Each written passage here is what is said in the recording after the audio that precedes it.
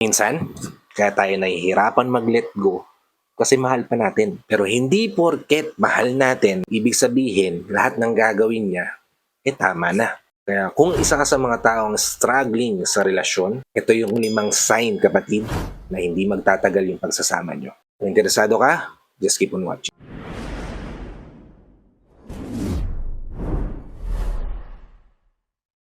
Hi, I'm Gary Opimo at gumagawa ako ng mga videos na tulad nito para matulungan ka na maging best version ng sarili mo at maibigay mo yung best self mo, syempre, sa taong mahal mo. Kaya kung bago ka pa lang dito sa channel ko, please consider liking this video.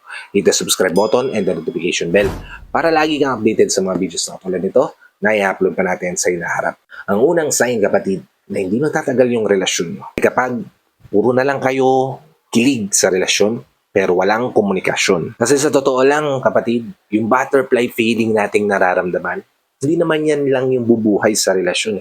Kundi yung maayos na pag-uusap, mainhin na boses, mainhin na pagsasabi ng mga do's and don'ts mo sa relasyon para mas magkaroon kayo ng pagkakaintindihan, mas magkaroon kayo ng clarity sa mga bagay-bagay. Yan yung magdidikta kung saan patungo yung relasyon yung dalawa. Kaya kung wala yan, malaki ang posibilidad na hindi magtagal yung pagsasama nyo.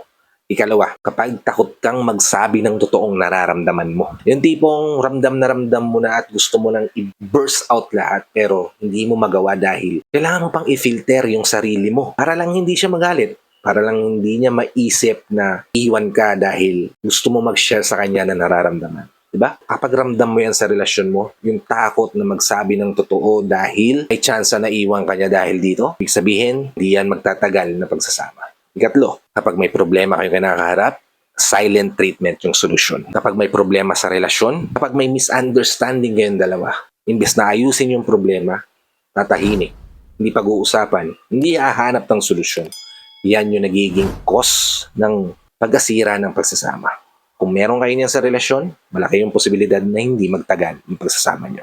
Ikaapat, ikaw palagi yung umiintindi. Sa umpisa, okay yan eh. Pero at some point, mararamdaman mo yung pagod. Mararamdaman mo yung loneliness kasi yung dapat tinatrabaho ng dalawa, isa lang yung gumagawa. Yan yung magiging reason para hindi magtagal yung pagsasama nyo. At ang ikalima, mas madalas ka pang umiiyak kaysa sa masaya kapag kasama mo siya. Sa totoo lang, dapat ang relasyon na meron kayo, yan yung pinakapahinga nyo, sanctuary nyo sa mundong magulo, di ba? At hindi dapat yan yung nagdadagdag pa ng trauma sa isipan natin, di ba? Kung hindi mo to nararamdaman sa relasyon nyo, malaki yung posibilidad na hindi magtatagal yung pagsasama nyo. I hope nabigyan ko kayo ng insight, ideas, o tips dito sa video na ginawa ko ngayon. If nabigyan ko kayo ng insight, ideas, o tips, please help me share this to your loved ones na posible rin natin matulungan ng video na to. Para nakatulong na kayo sa kanila, nakatulong na rin ako sa kanila. Sa lahat ng OFW viewers natin at sa mga viewers natin dito sa Pilipinas na walang sawang nanonood, sumusuporta, palagi naka-tune in sa bawat video na ina-upload ko. Maraming salamat po sa palagi ninyong panonood at pagsuporta. Kung bago ka pa lang dito sa channel ko, please consider liking this video. Hit the subscribe button and the notification bell para lagi kang updated sa mga videos na tulad nito na i-upload na natin sa inaharap. So, hanggang dito na lang mga kapatid. Maraming salamat ulit sa panonood. I hope to see you all on my next vlog. Ingat ka dyan palagi kapatid. Kung nasaan mang lugar ka naroroon, may God bless you and always protect you. Peace.